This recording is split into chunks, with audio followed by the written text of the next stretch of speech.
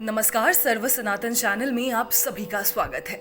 दोस्तों, corona virus का कहर अब तेजी से पूरी दुनिया में अपना पैर पसार रहा है। यह वायरस अब लोगों के लिए दहशत का पर्याय बन चुका है। लेकिन आपको यह सुनकर हैरानी होगी कि इस वायरस को लेकर बहुत पहले ही भिन्न भिन्न देशों में भविष्यवाणी की जा चुकी थी। अब इसमें कितनी सच्चाई है, इस बात का अंदाजा तो आप ये पूरा वीडियो देखकर लगा सकते हैं। इस बात का दावा बहुत से लोगों ने किया है कि इस महामारी का अंदाजा पहले ही लगा लिया गया था। तो आइए आज हम आपको बताने जा रहे हैं कि कोरोना वायरस को लेकर कहां और किस तरीके की भविष्यवाणी हुई थी। लेकिन उससे पहले अगर आपने अभी तक हमारे चैनल को सब्सक्राइब नहीं किया है तो नीचे बने हुए बेल आइकन को क्लिक कर हमारे चैनल को सब्सक्राइब कर ले, ताकि आपको हमसे जुड़े हुए हर वीडियो का अपडेट मिलता रहे। कोरोना वायरस के खौफ के बारे में आज से लगभग 465 साल पहले भविष्यवाणी की जा चुकी है। फ्रांस के प्रसिद्ध भविष्य वक्ता नास्ट्रेडमस लगभग 465 वर्ष पहले एक भयंकर महामारी के फैलने की भविष्यवाणी कर चुके थे।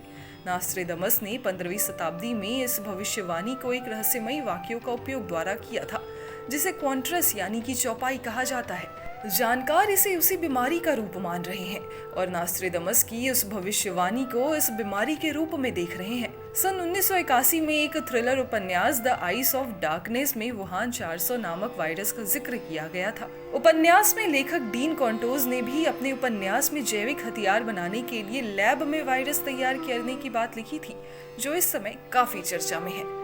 नास्ट्रेडमस की बात करें तो उन्होंने 2 मिनट 53 सेकंड की एक चौपाई में किसी बीमारी के महामारी के रूप में फैलने की बात कही थी। उसमें यह जिक्र किया गया था कि यह बीमारी समुद्र किनारे बसे एक शहर से फैलेगी।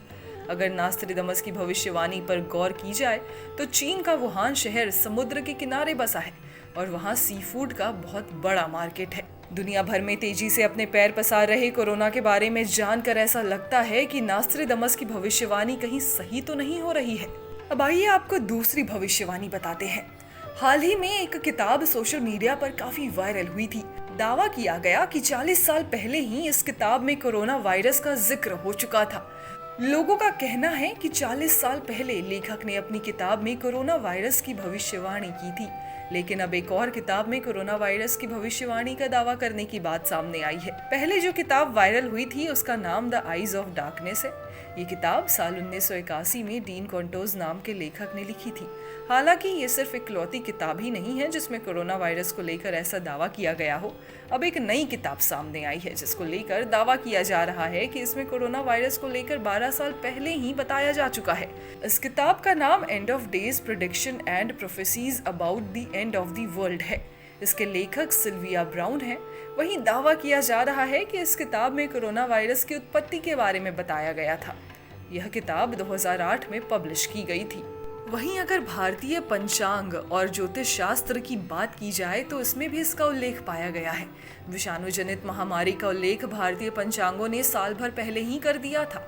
जाहिर है भारतीय पंचांग चैत्र माह में हिंदू नववर्ष की शुरुआत पर उपलब्ध हो जाते हैं, जिनकी छपाई इससे भी पहले पूर्ण हो जाती है। पिछले वर्ष प्रकाशित श्री ऋषिकेश हिंदी पंचांग के पृष्ठ 3 पर विश्व तथा भारत का फल शीर्षक के अंतर्गत किसी विषाणु जनित महामारी के संकेत दिए गए हैं। कोरोना वायरस का प्रभाव दिसंबर 2019 में चीन में दिखना शुरू हो गया था, लेकिन फरवरी मार्च 2019 में प्रकाशित हो चुके भारतीय पंचांगों को देखें तो उसमें विषाणु जनित वैश्विक महामारी के संकेत दिए जा चुके थे। अब जब यही ज्योतिष शास्त्री कह रहे हैं कि 14 अप्रैल के बाद कोरोना का प्रभाव कम होने लग जाएगा, तो इस पर विश्वास न करने का कोई तर्क ही नहीं है।